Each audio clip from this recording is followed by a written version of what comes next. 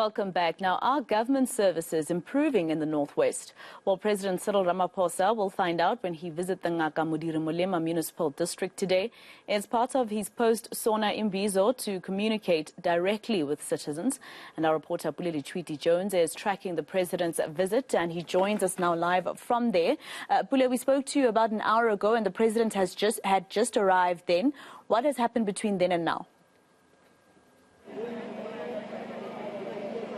Well, yes, about an hour ago, the president had just arrived here, and he was taken through the Innovation Hub Center, where they primarily spoke about the 4IR development processes, and of course, campaigns in the province as to how to uplift the skills of young people, which would then subsequently lead to them having to be enrolled into the working environment, using those skills to actually benefit the provincial economy. And that's what we witnessed here today.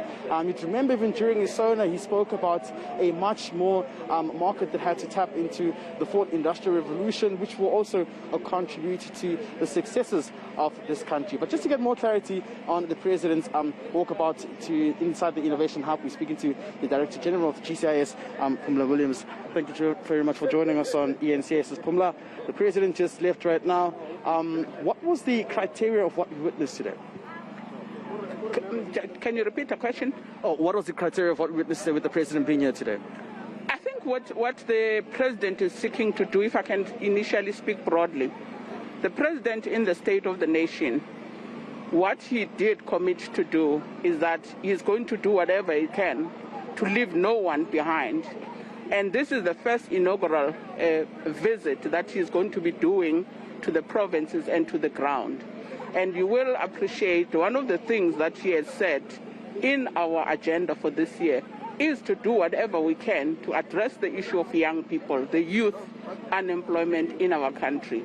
And the visit today is the first experience of what the province, together with CEDA, the national entity that support young people, are doing here, is to pull the young people to say, here is a structure, here is a support system. What is it that you can do in terms of innovation and also solving the problems of the country? Because I think what was exciting today, the innovation that is pulled by these young people is innovation that is alive to the social challenges that we have as a country.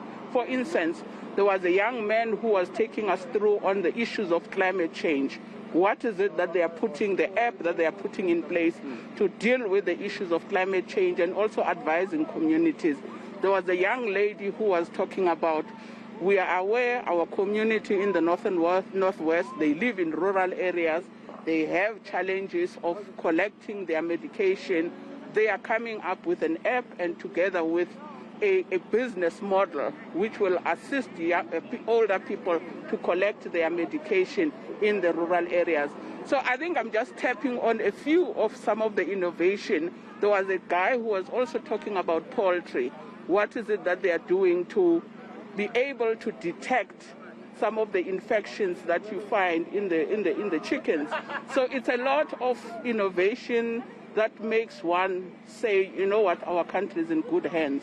These young people, their future is bright, and the future of our country. And I think the president has heard and is watched and is seen, and is quite encouraged with what he has seen in this innovation hub. And what is also encouraging is that it's not the only one in the province. We were informed by the province that there are 3 more other innovation hubs that are in the Northwest. And I think across the country, most of the provinces are doing that.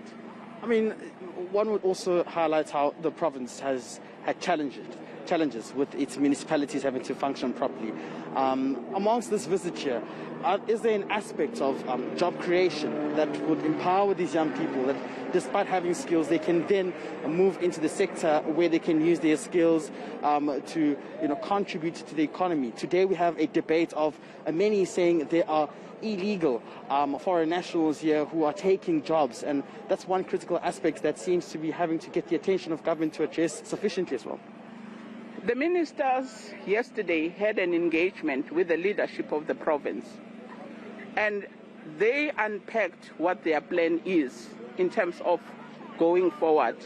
They also had an engagement with the business community in the province and taking them through what we're seeking to do to make the Northwest a viable province. And they were able to share with the ministers some of the challenges that they have. And those challenges, I think the ministers have committed to say we will be taking them back to the relevant structures so that we unlock some of the challenges, because at the end of the day, the business is there to be able to thrive and to grow our economy, but also to create jobs. So what was presented yesterday was encouraging, and some of the frustrations that they were raising are frustration, especially where they reside at national, they will be taking forward. But I think the message that the ministers were leaving is that with the district development model, we're seeking to make sure that the province, the problems at district level do not become the problems of the district. They become the problems of the country. So the provinces should also accept that they have something to contribute. The national has to contribute towards this. Yes, our constitution has cleared the spheres of government. But at the end of the day, the ordinary person is not interested in saying this is not my competency, this is a competency of a national. So what they are seeking to do with this district development model is that let's plan together, let's solve the problems together. The issues that are affecting the problems, you'll see that earlier in the week, Minister of Transport was around to look at the roads. What is it that they can do to work with the province to fix the roads, because that's one of the things that has come out quite strongly. And the Minister of Transport was here to say we will work with the province to address the issue of infrastructure. Williams, thank you very much. I have to go back to my colleague. Thank you. There we go. Masego, it's Pule Williams there from GCIS giving us a way forward of some of the strategies that have been presented to ensure that they address the challenges that have been affecting this province here, particularly around the issue of youth unemployment. And as we've heard, those are some of the plans which are within the district model that is currently the campaign which the president and other delegates will be embarking on, trying to see how this province can ensure its stability and can be up and running again. But most importantly, there are still elements that we may need to have to question as to the timelines of these frameworks and how the short-term goals can be sufficient to empower some of these young people, as Pumla was discussing with us just there.